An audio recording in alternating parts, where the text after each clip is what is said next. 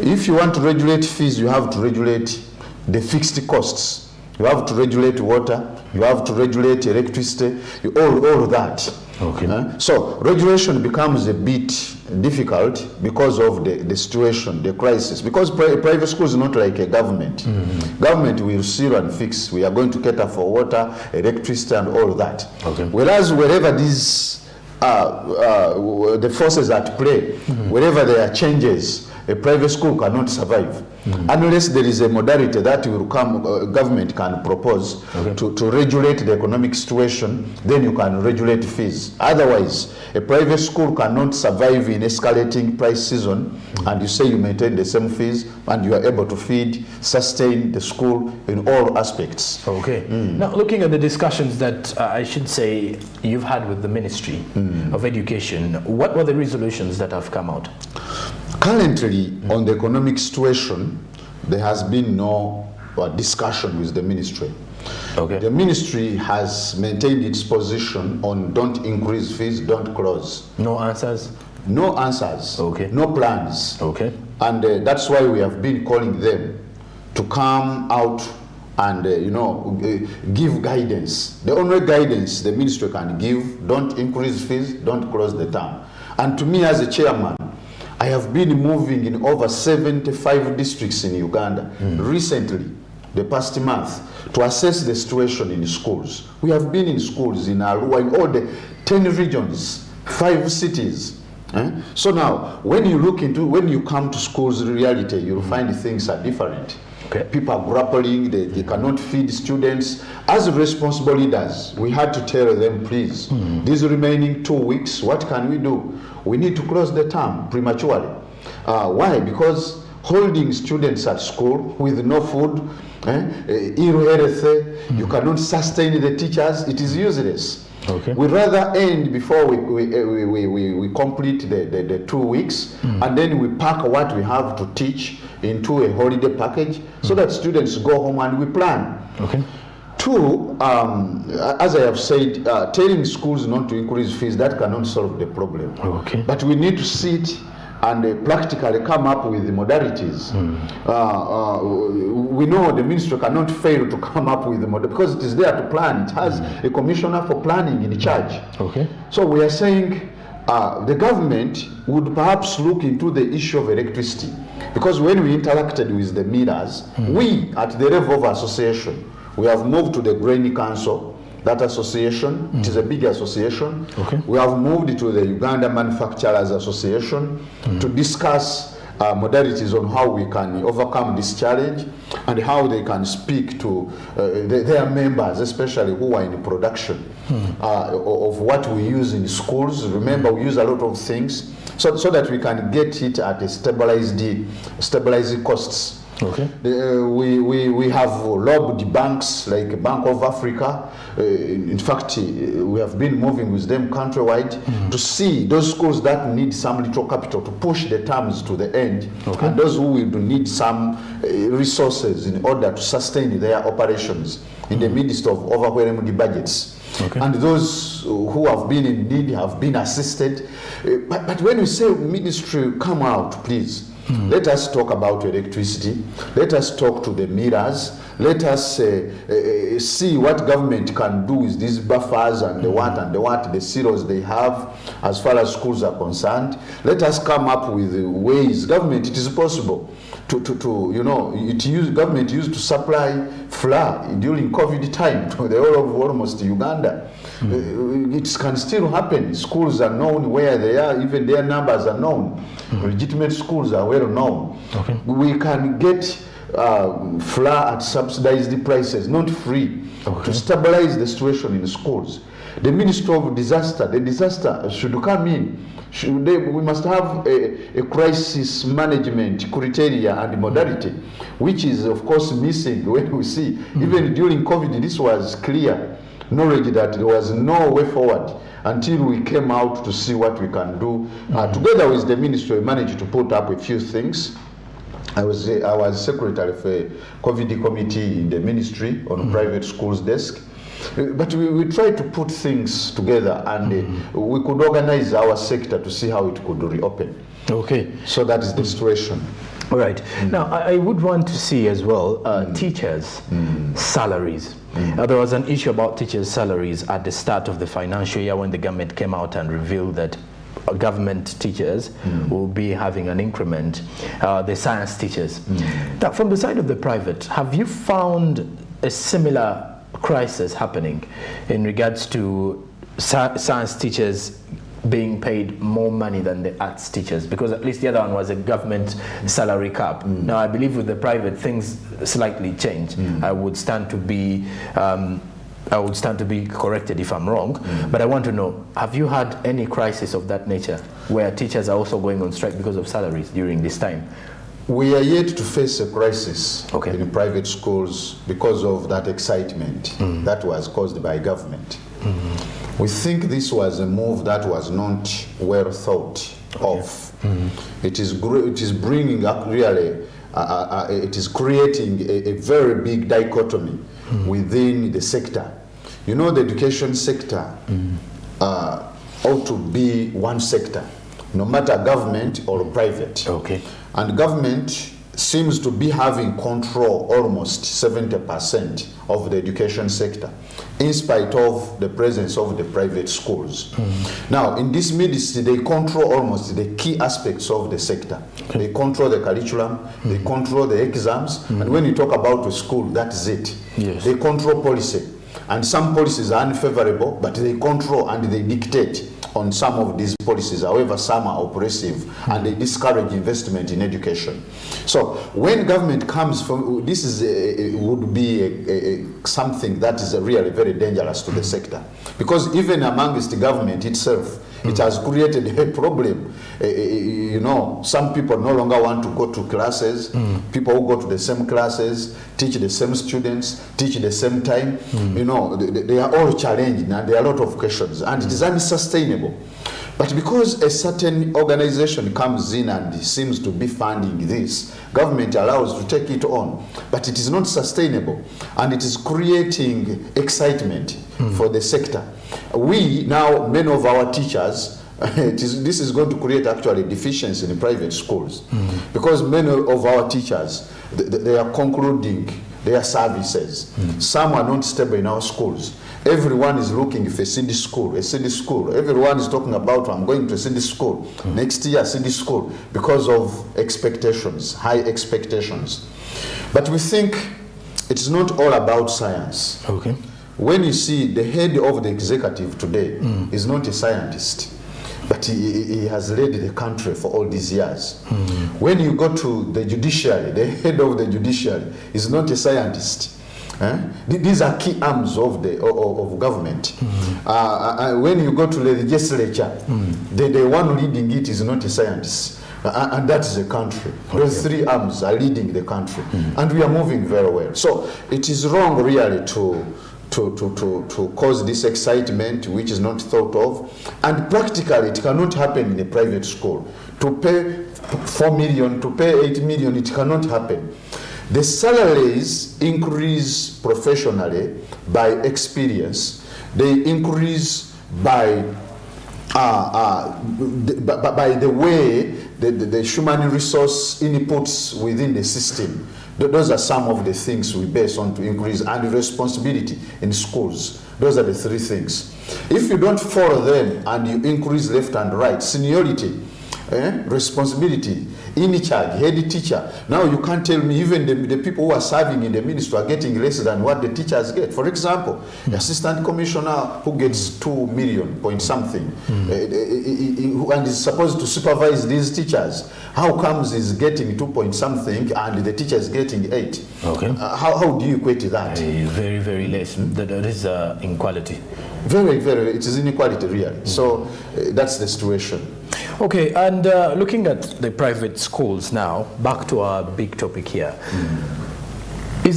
I would say it is viable for them to actually go in for the increment of school fees, because we all understand the strategy. But in the discussions they've had with the parents, now let's also have it on the side of the parents, because not only are the schools suffering, but also the parents who are bringing these students to school. When I remember my days back in school, primary and high school especially, is that during holidays we would receive circulars, and on these circulars is where we would receive notification whether there is a salary increment or not, rather whether there is a school fees increment or not.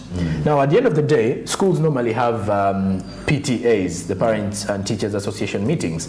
So amongst these discussions with the association of the private teachers, for example, did the parents agree with this move? It is difficult for parents to agree with the increases in fees, no matter what situation it is. Okay. But the situation today at hand is a bit different, and it is understandable.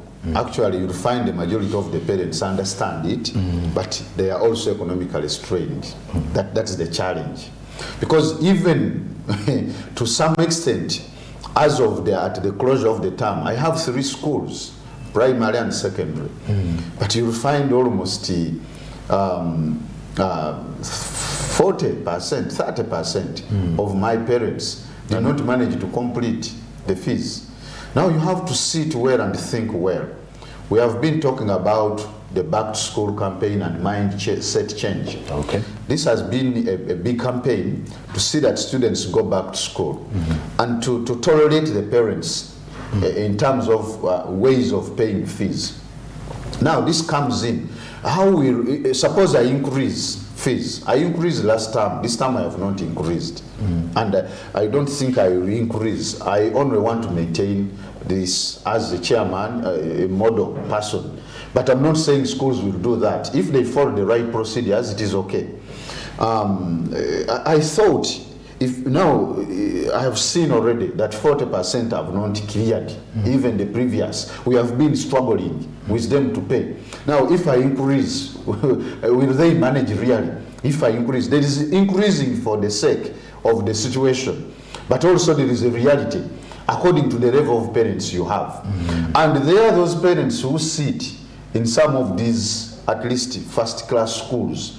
Even the parents demand for themselves. They say, please, given the economic situation, we don't want our students, our kids to starve in schools. Can we increase something to help the school move on smoothly? So there is no situation that parents will concur. Even at this level, when they understand the economic situation, they will still tell you, please, we shouldn't. But our role is to sit with them. That's a procedure.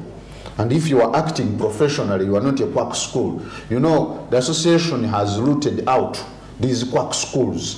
There are people who entirely think a school survives. You know, managing a school as a business is also dangerous. Because every time you want money to do ABCD, we staunch investors in schools. When we get money from schools, we reinvest. That's why we say we don't need the taxes in schools, because all the investments go back in the schools. But there are those who have come as business people.